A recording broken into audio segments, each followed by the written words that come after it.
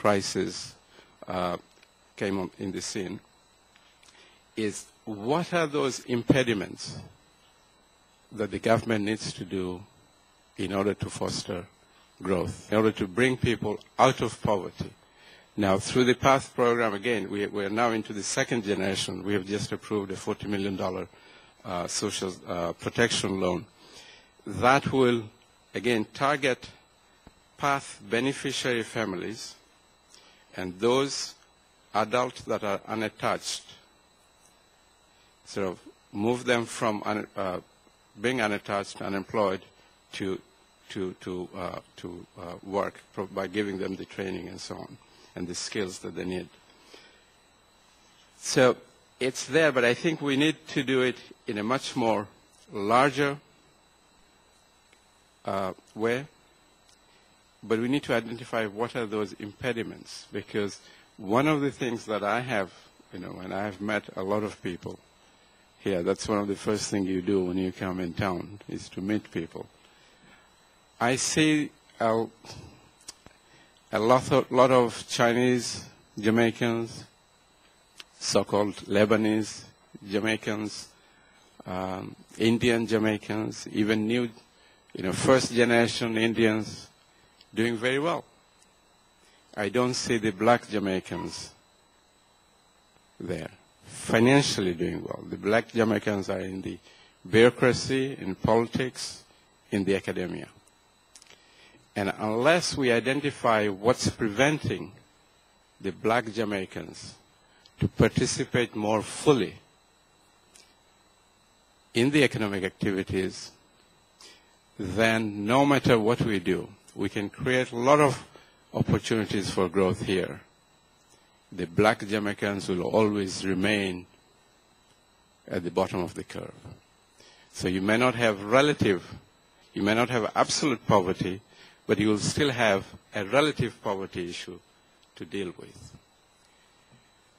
Now, I have my ideas, and this is not unique to Jamaica. You see it throughout the Caribbean, as Neil reminded me yesterday. But this is something, I think, that has to be frontally recognized, thought through, and it can be changed. It doesn't require generations. I have seen changes here. I used to come here in the early 90s. I saw the service I used to get at Hilton and Pegasus and other places. The recession came. Remember, in the early 90s, tourism was down everywhere. Most of these hotels started bringing in American trainers to train their staff on how to interact with the customers. I come 10 years later, and the service is hugely different. Part of the reason is that the construction workers who helped to build Hilton and Pegasus and then demanded that they be employed at the government-owned hotel, so they became the waiters, had retired. So you had a new generation of people. They were trained, and the service you get is hugely different from what it used to be in the early 90s. So there are things that can be done, but it requires recognition. Just as the issue was with HIV/AIDS. Again, that was an area that was a taboo. People didn't want to talk about it. The fear was if you talk about it, you will frighten tourists, and we cannot afford it. But when the point was made that Thailand recognized it and their tourism didn't go down, and that there were some crises in Botswana and other places around the world, and Lesotho even now has a serious problem, that just by recognizing the issue and dealing with it does not have to have adverse impact. So again, I think we need to think and work with the government to make sure that growth is an inclusive growth, that people who are at the bottom end, that the black Jamaicans also have an equal opportunity to do well. And so the issue is what it is that needs to be done, what it is that needs to be done so that they can participate more equally and benefit from the growth that will come by reducing debt, by creating an environment. Because this is a place that can, it's just waiting for the opportunities to be exploited. And it can be done. So let me briefly just talk about what we are doing. I already mentioned that we are doing some work on that, and many of you know you've been collaborating with us. We have been collaborating with SIDA, DFID, UNDP, IDP, USAID. Have also discussed with some of the other bilaterals that don't have large presence here. Beyond that, we are working on the education transformation. We're working on governance issues.